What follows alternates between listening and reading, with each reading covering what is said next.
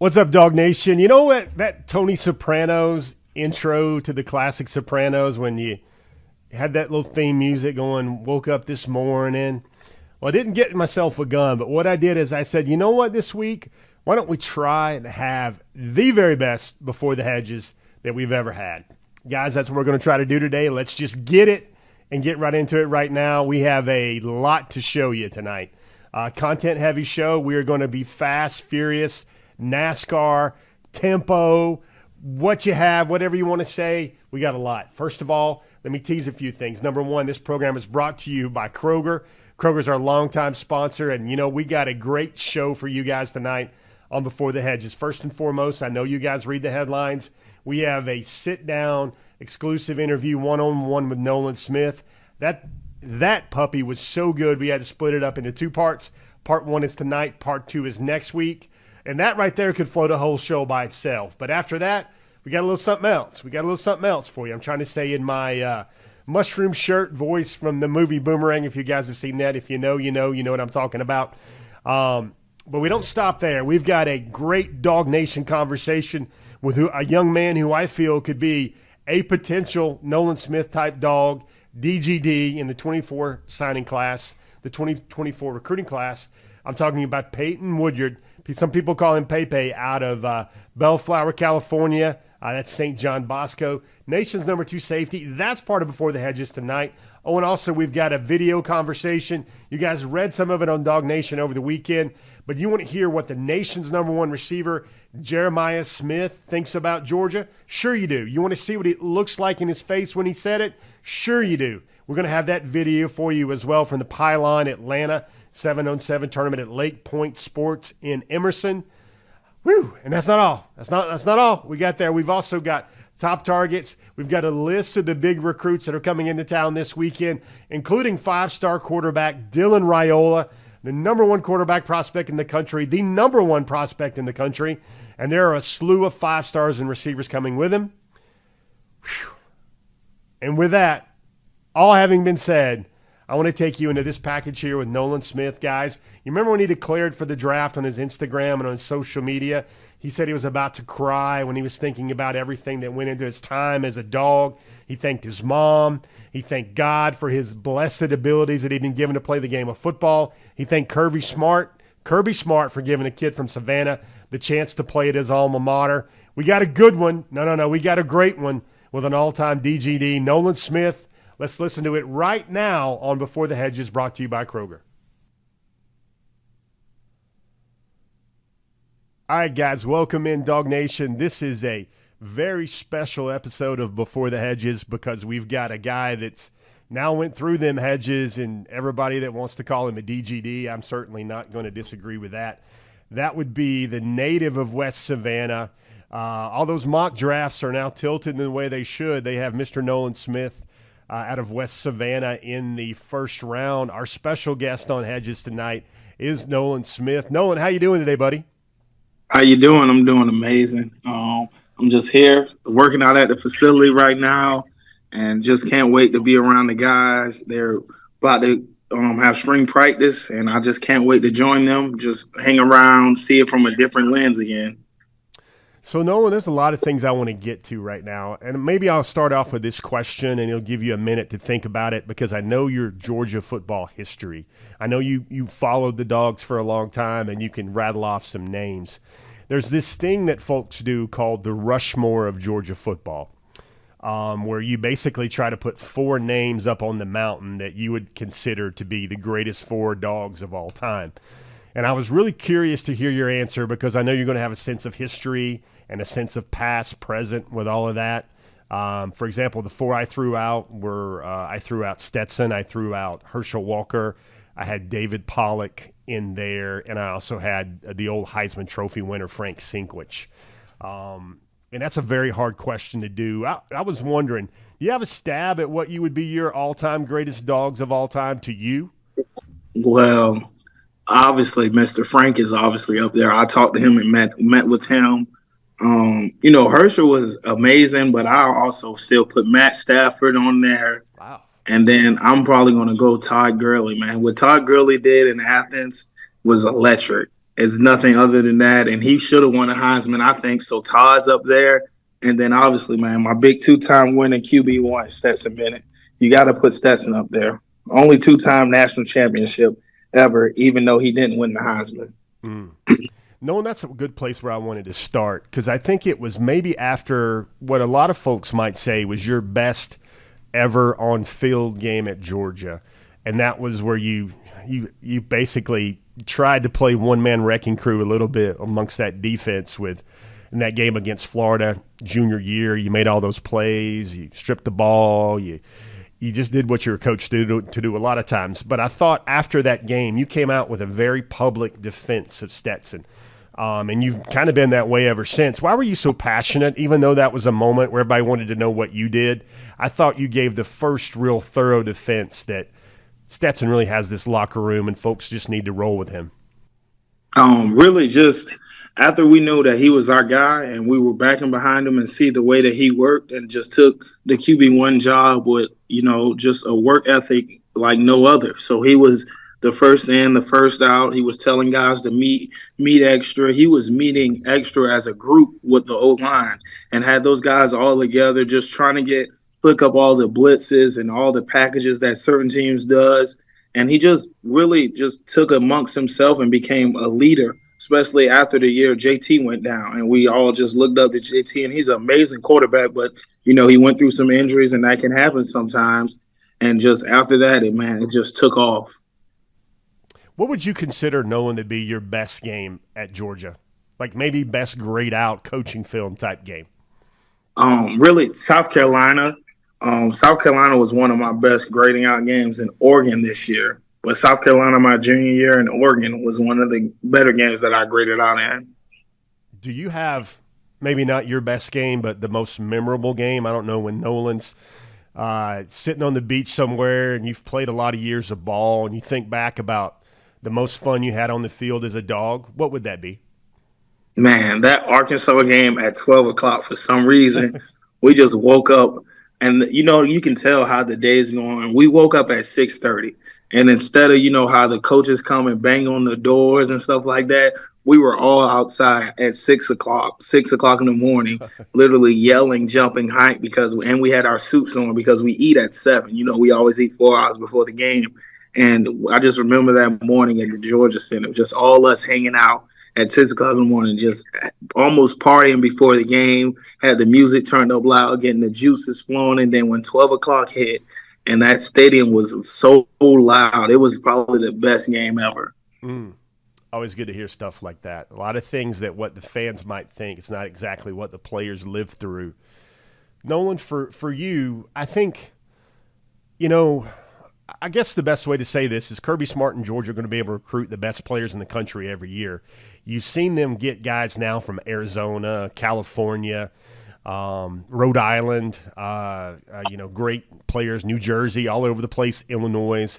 I think there's 14 states now where Kirby and his staff have taken a number one player from. But having said that, you're a Georgian that plays for the Dogs. Do you think there's something different about a kid from Georgia that grew up about the G, that then plays for him, that maybe the young man finds another gear? Like, how do you still feel about those homegrown Dogs playing for your university?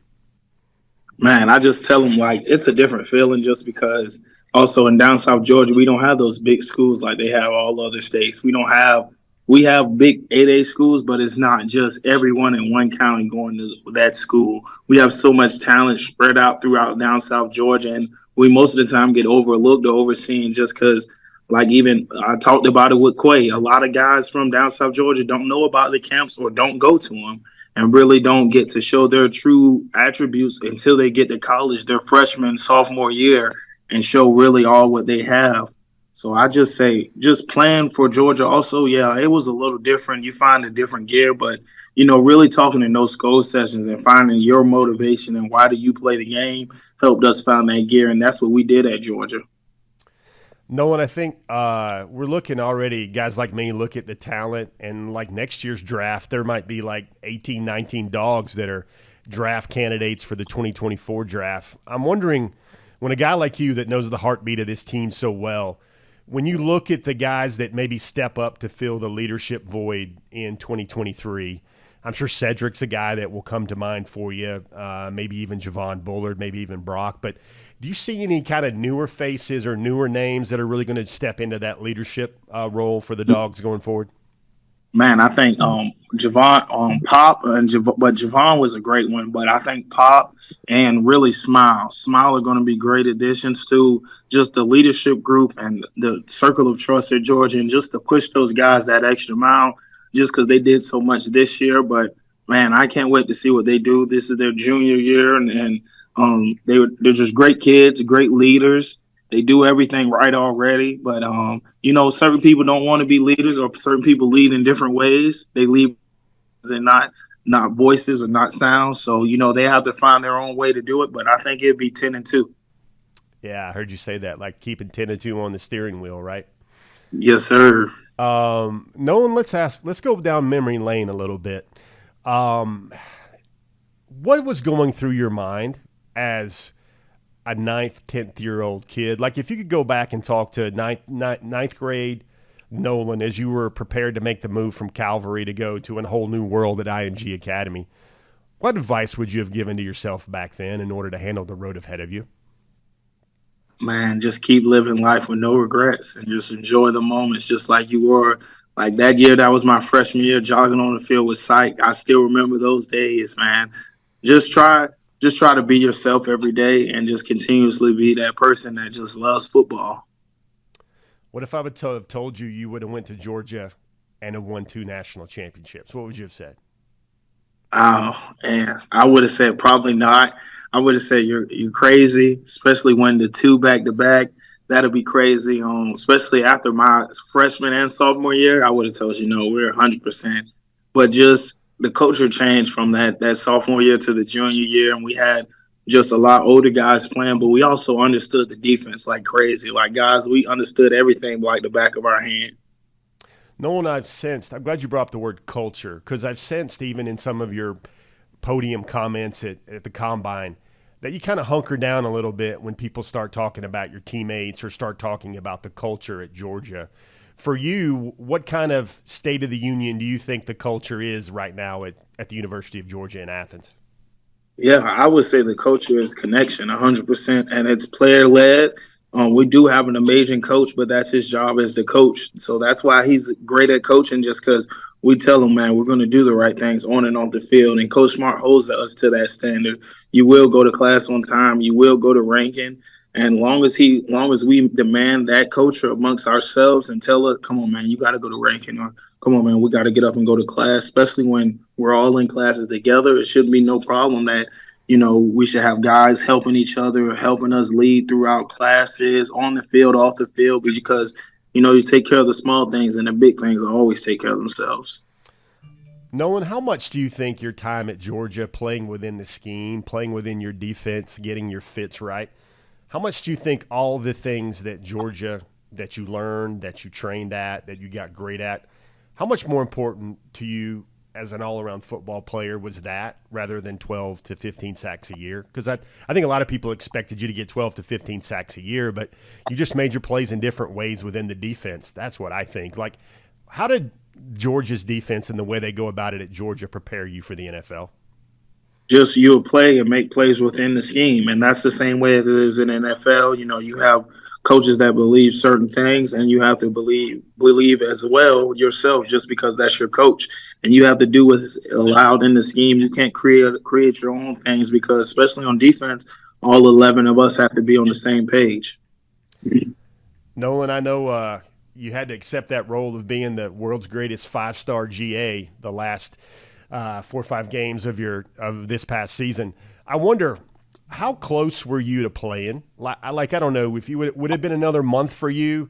I guess we'll see with what you can do with your pro day this week and whatever. But how close were you to playing now that all that's in your rearview mirror? I wanted to play the Natty.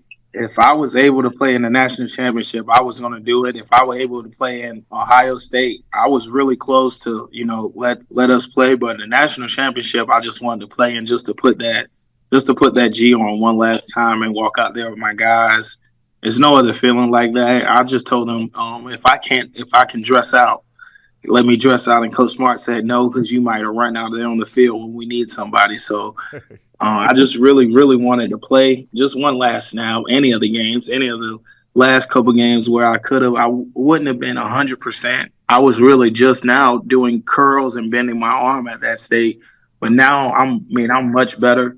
I'm working out almost every day and just trying to get my body back to where it was. So you wouldn't have minded having a Richard LeCount moment. You remember how he got that last snap of his last game at Georgia? You wouldn't have minded one of those appearances, maybe a walk-off moment for you? Yeah, but I couldn't really put a whole suit on, so I couldn't even get dressed. Wow. But, man, I wish I could have. All right, guys, that was quite a lot. Nolan talked about his Rushmore.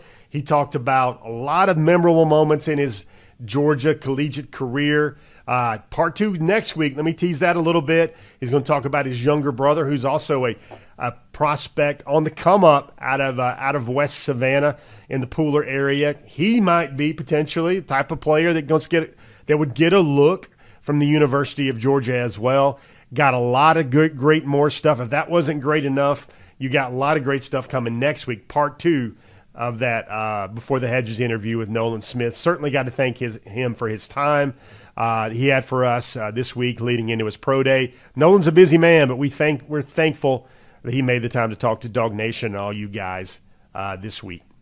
All right, guys, the pertinent stuff right now, there are big visits ahead this week. Let me set it up, I guess, with this tweet right here. I don't know if you've seen this. This was a tweet from Georgia, longtime Georgia wide receiver commitment, Dylan Raiola. Now, look at that. Now, that's Nycar, top 75 overall prospect, saying, man, I'm going to let them guys figure it out, but, man, we locked that La Familia. Dylan Raiola, of course, those two guys, that's a screenshot of those two doing FaceTime right there. Folks, this is a weekend where Georgia tries to set the stage for what Dylan Raiola can have during his time in Athens. Think about that for a second.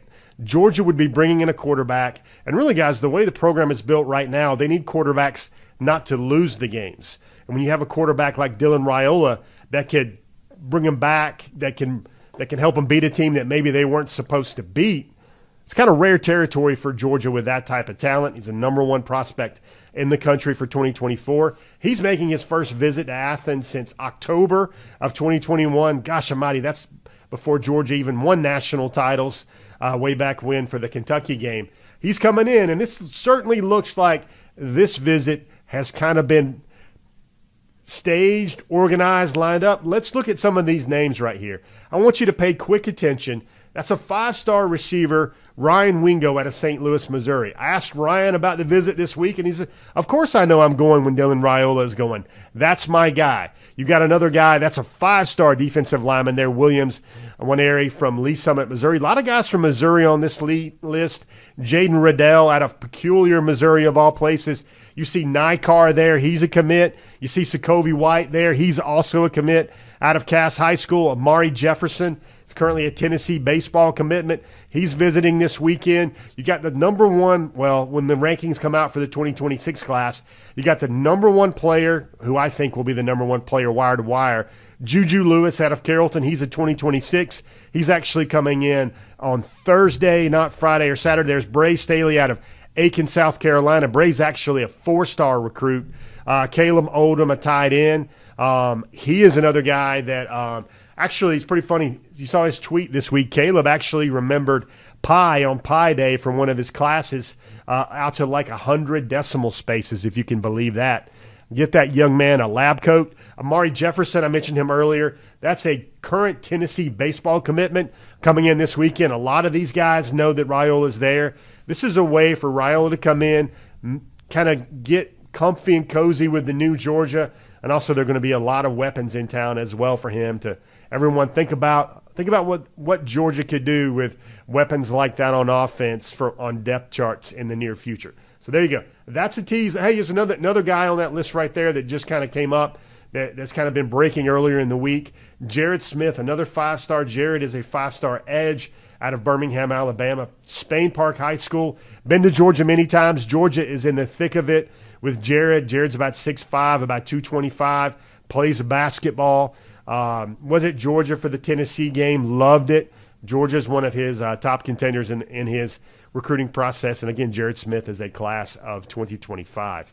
Now, guys, we talked about it. You want to know what the difference a couple of years makes? Remember those years when Jaden Hazelwood was saying, I want to see the ball in the air. I want to see Georgia throw the ball more. Here you got video from Jeremiah Smith. This was also from Pylon Atlanta 7-on-7. But you got Jeremiah Smith, not Jared.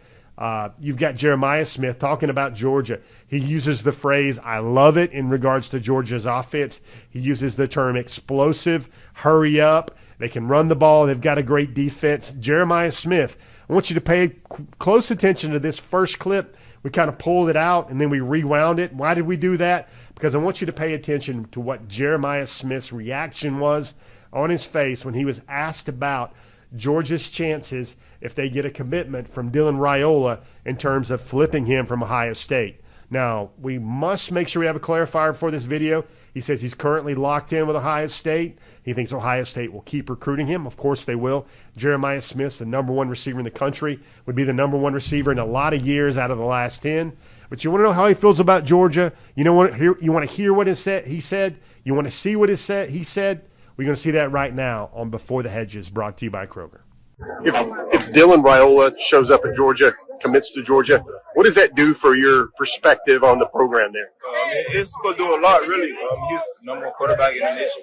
That's what he's committed to Ohio State. He's putting me on Ohio State. They end up committing. Decommitting the day after I committed. But yeah, Dylan Raiola is a great quarterback. He commits there. I feel like could be a great chance, probably.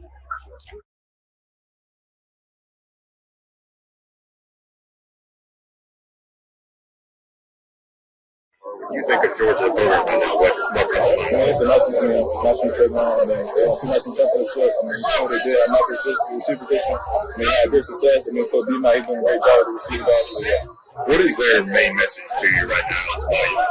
Really just come in and be a day one starter. I'm not coming to work throughout it. Because that was one thing Coach B. was pushing me yesterday when we were on a visit. So I come in to work and be a day one starter. Come in and do what I have to do. I know you visited up there yesterday. What was that visit? How would you describe it? It was great. It wasn't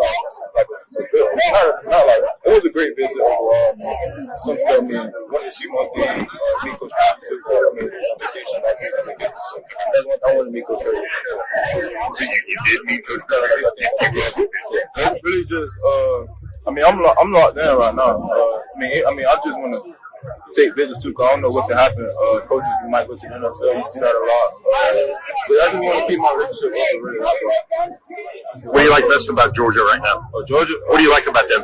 Georgia, it's a cool program, really. Won 2 national championships. How can you not like Georgia? They have great defense.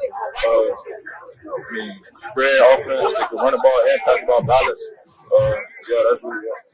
Do you talk to any guys that are currently, I know Peyton is obviously playing with y'all. Do you talk to any guys? I was just talking to him before the last game to tell me how was the visit. I said it went great.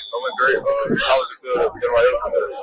I told him it'd be scary, me and him, to get on Raiola commit, and then I know they go recruit me harder if he commit. So, yeah.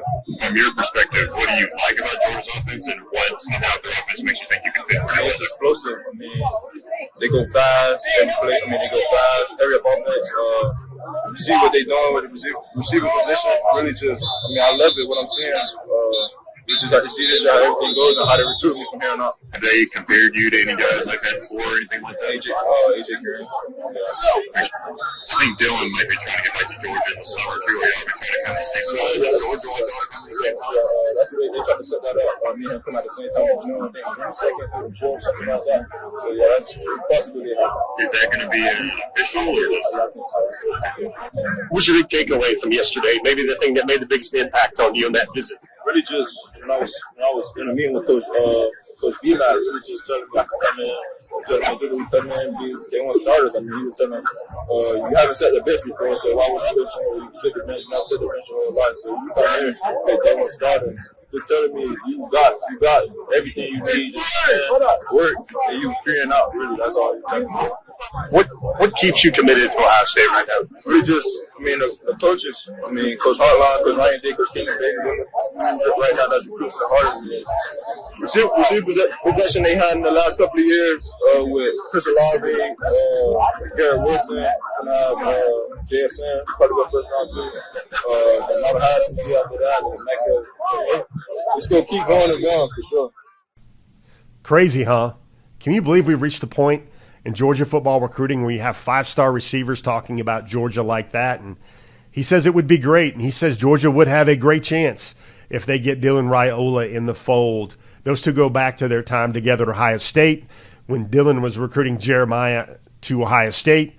I believe Jeremiah committed, and then Dylan decommitted a couple of days later. Very interesting there. That was number 3 on our Big Five. You want to know about number 4? Let's take a look at number 4. We got a lot of spring practice on the mind. Are you guys reading Next Generation right now on DawgNation.com?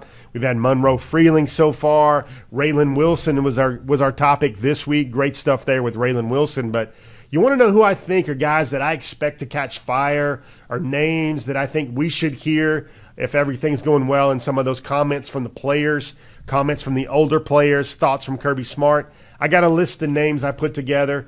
We got a slide for you guys as well. I'm going to call this, I'm going to try and sound like maybe Kasem here or whatever, but these are my kind of picks to click so far in spring practice. Number 1, it's Jordan Big Baby Hall. I've said that a lot. I think the linebackers are going to start to make some noise. C.J. Allen and Raylan Wilson, especially with a guy like Jalen Walker out for spring football with a shoulder. A.J. Harris, that's the former 5-star cornerback. Love his work ethic. An absolute monster there. Loves to get his hands on a receiver, play physical, and, Georgia's really trying to figure out that cornerback depth in 2023. Dalen Everett looks like the guy that will probably start outside Kamari Lassiter, but I do expect A.J. Harris to make some noise. Roderick Robinson the second, with, the running back rotation and Andrew Paul still limited. I think Rod Robinson will get a lot of look. I think Deuce Robinson, that's a guy that everybody calls him Deuce. His family calls him Deuce. That will get some attention in spring ball. Janelle Aguero, safety is going to be a hot spot, especially that safety position vacated by Chris Smith. Who's going to get the reps there? Who's going to step up? Dan Jackson is still limited. We heard Kirby Smart say that on his opening spring practice presser. Damon Wilson, that's the 5-star edge. And I think those inside receivers are going to make some noise for their kind of elusiveness, their escapability. You've already heard a lot about Anthony Evans III and Yazine Haynes because they can put their foot in the ground and go. Guys, those are some names I have to watch for you to listen real close about here on Before the Hedges, about noisemakers, I would think, during spring ball for Georgia, leading up to G-Day on April the 15th. Guys, and number 5, like I said, this would be something that could lead a show or anchor a show on its own. I'm talking about this week's DawgNation conversation. I could think of no better speaking representative, future many players. He wants the nation's top 3 safeties at Georgia. Peyton Woodyard out of St. John Bosco. Some services has him as the number 1 safety. Some services have him as the number 2 safety. Guys, I'm just going so fast. We got so much to get to. Let's have a listen right now to Peyton Woodyard, our DawgNation conversation this week.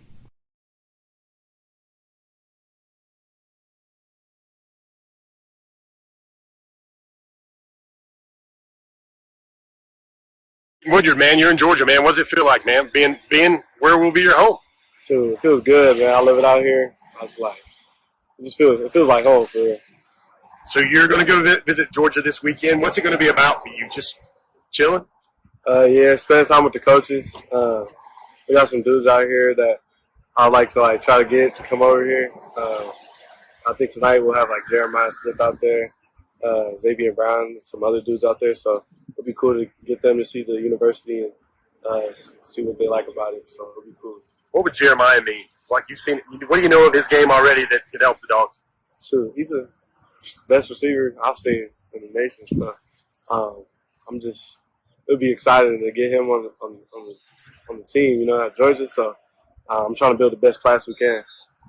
So I guess, Peyton, obviously, I think you spent some time with Dylan. That's the one everybody wants to know about. What do you think about, he's expressed to me that he really loves your family, good kid to be around, could be a good potential roommate. I mean, like, what do you think about Dylan Raiola, man? Man, like you said, yeah, good potential roommate. I'd be excited if he came to Georgia. It's like being able to room with him. That's my family right there. And when he was just out in Cali, I was just like, hey, bro, come hang out. And we went to our basketball game. I would love to have him at Bosco, but it's all good. So hopefully we get him in at the next level at college when it really matters. So shoot, I love that dude and his family. So it'd be cool to have him at Georgia. What's his game like? Patrick Mahomes right there, man. Have you thought about the chances? Because I guess there is a chance of potentially Jeremiah and Dylan playing with you in college, man. What goes through your mind when you hear that? That sounds fun. That sounds like a very explosive offense. And you know how Georgia, how we get at on defense. So it'll be another national championship right there. I think you're trying to. It really looks like you're trying to take on like an ambassador, like a leader type role in the class. Are you getting busy in the group chat now, talking to guys? I mean, what's your role now going forward as a committed dog?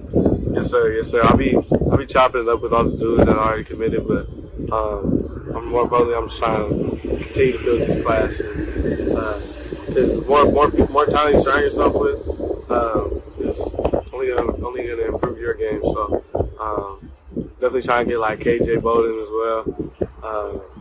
That means we have the top 3 safeties in the nation: me, Jalen, and then you'd have KJ as well. So that'd be crazy. How would you guys exist? Everybody would play back end. Somebody would be a star, I guess. How would that work? Yeah, you got the star position, you got corner, and you also got safety. So this is just a bunch of different stuff that you can play. This is competition at the end of the day. Peyton, what was it like when Chris Smith shouted you out at the NFL Combine? What was that like? It was cool. It was just cool that he I know we have a relationship, like we talk here and there.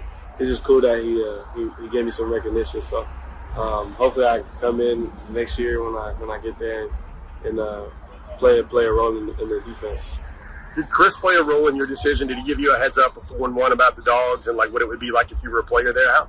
How was he a sounding board for you, I guess? I wouldn't say like he made a big impact, but he definitely made somewhat of an impact, just being able to see his game and just him lead by example as well. So I feel like I definitely someone that I'd want to like emulate to an extent, but I also want to be myself as well.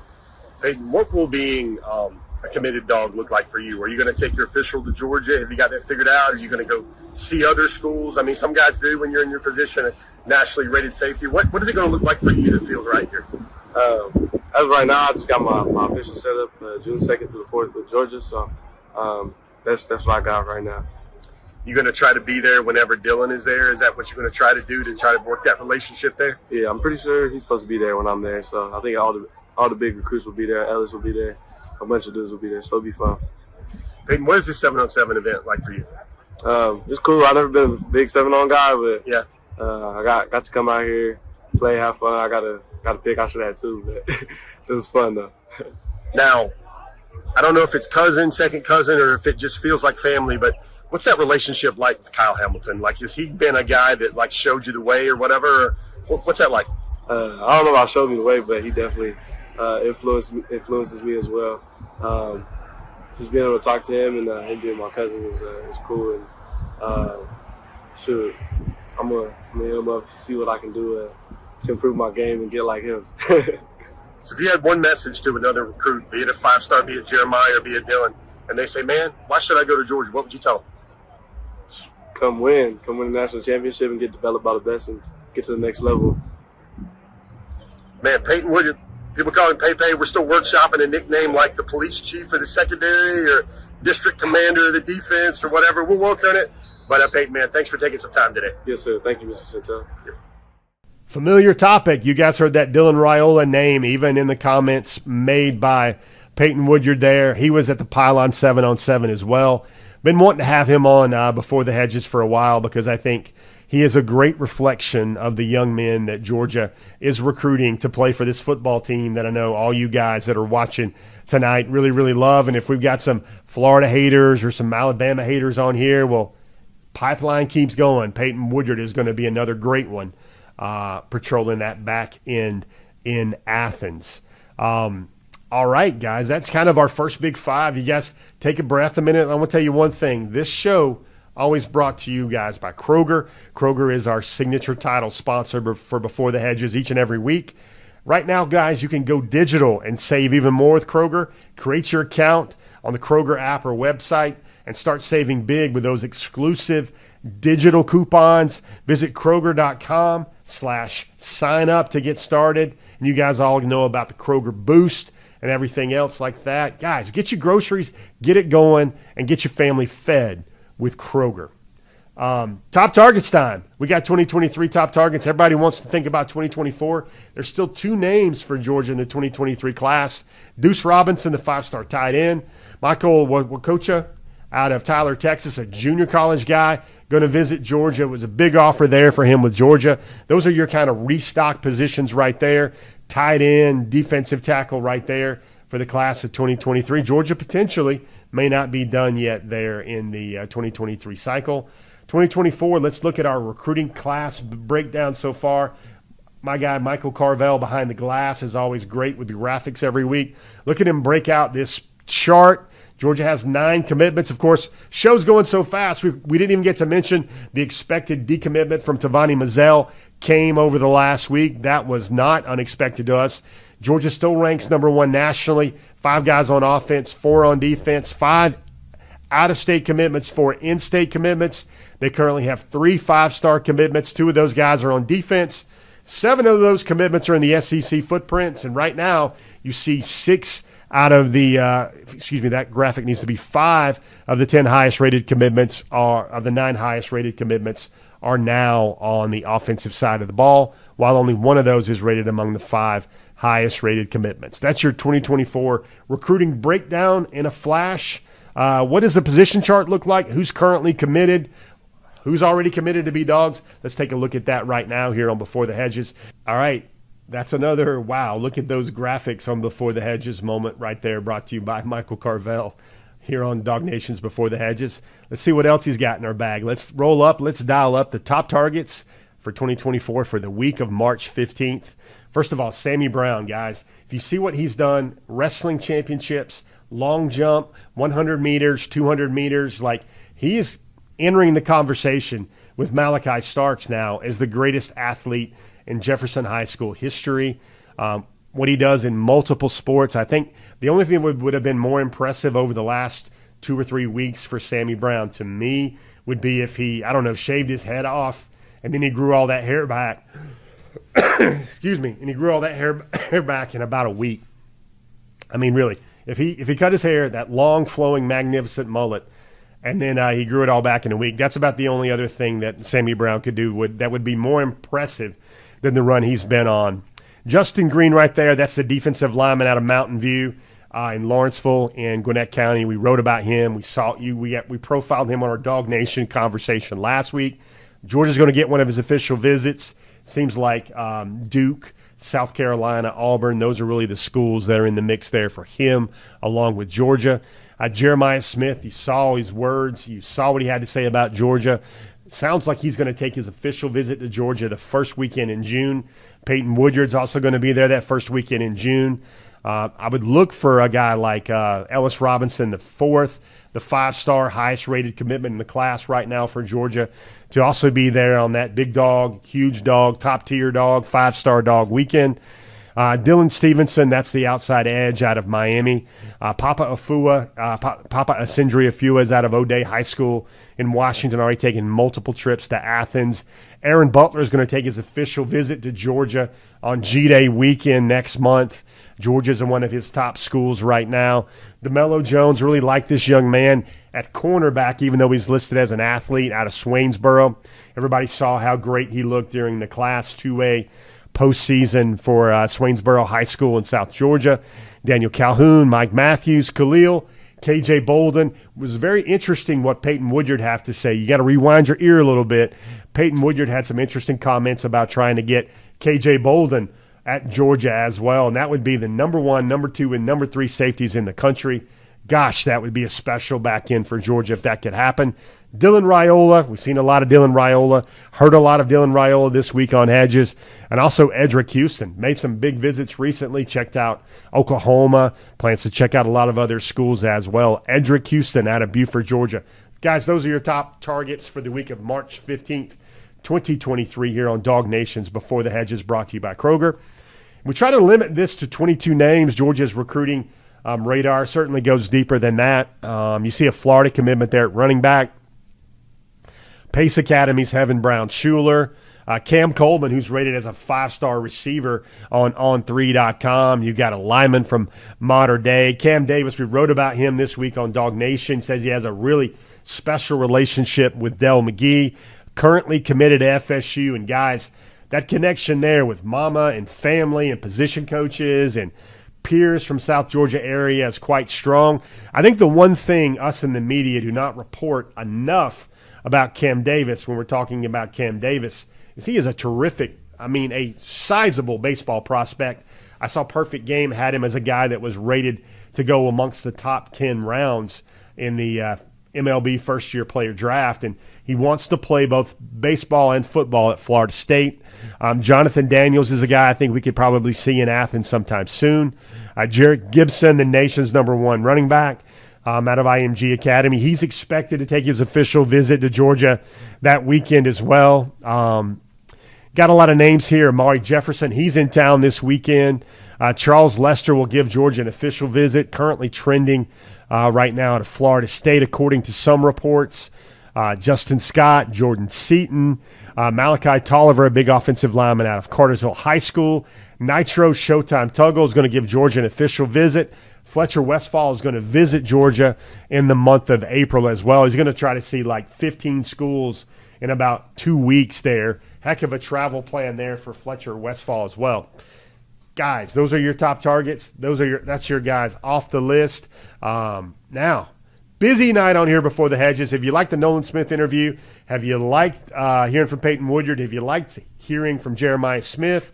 Tell you what, right now, we're going to slow things down, get your questions ready, get your popcorn ready. If you haven't been eating enough already during Before the Hedges, we tried to have a new benchmark clearing show tonight. Maybe one of the best content-wise shows we've ever had on Before the Hedges. And now it's time for some live Q&A. What we're going to do right now, take a minute, drop your questions, and I'll be joining you guys live at the back end of our show for your questions and answers regarding Georgia football here on Before the Hedges, brought to you by Kroger.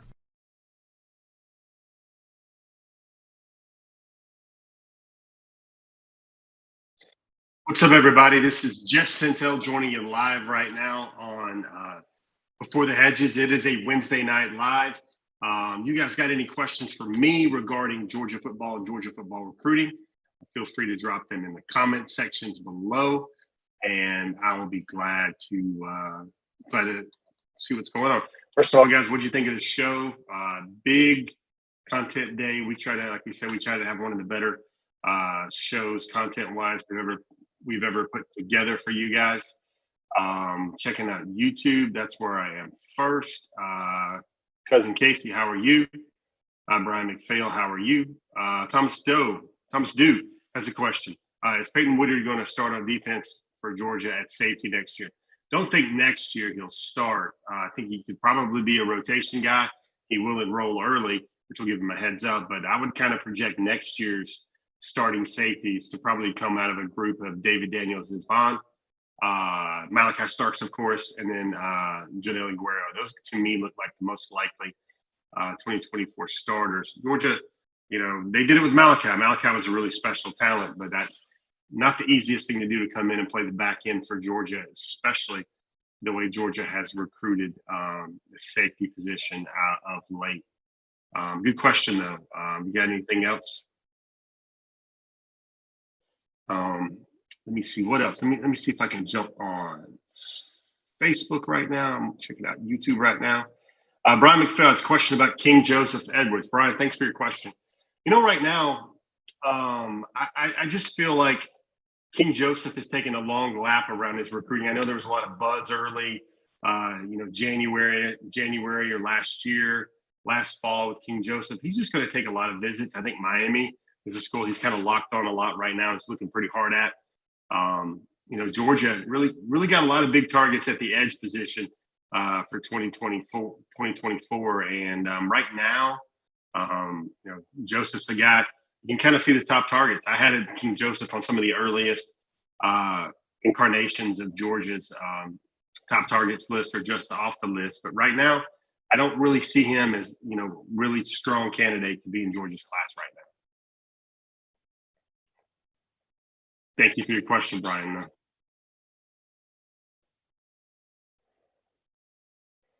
Let's see, let me hop on over to Facebook. One of the things that's kind of hard is I'm trying to keep up with the show live and also try to jump on Facebook. So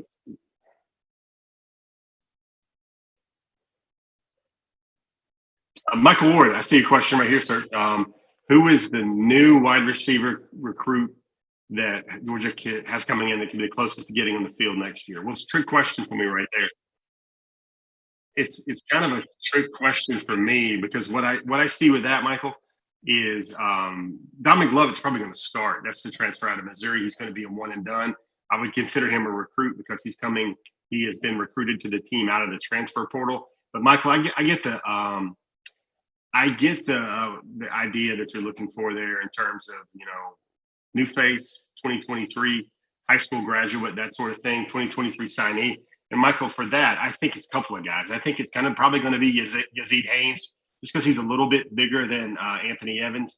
And then also, I think Tyler Williams is eventually going to make a big play there as well. Kevin Flute has just a comment about Deuce Robinson's commitment will be the tell for Dylan Raiola's decision, UGA or USC.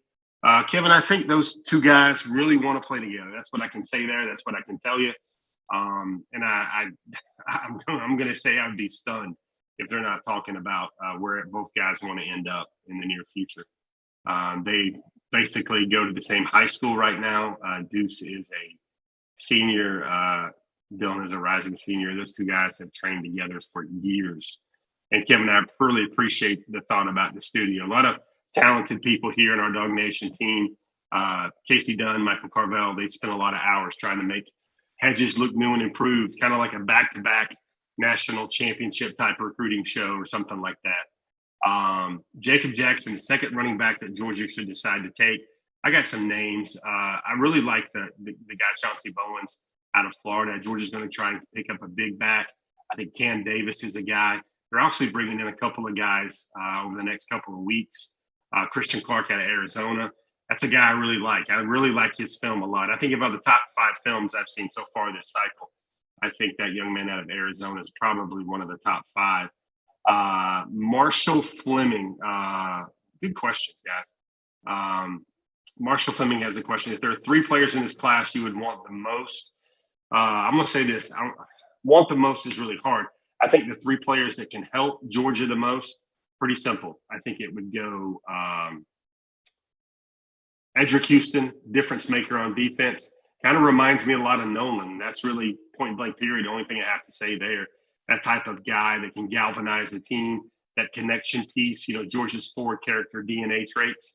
You guys can follow along with me. Their character, composure, discipline, and I'm gonna give you 3: character, composure, discipline. What's the 4th one? Anybody out there watching on Before the Hedges tonight know the 4th one? Let me see if I can take a quick thought right there.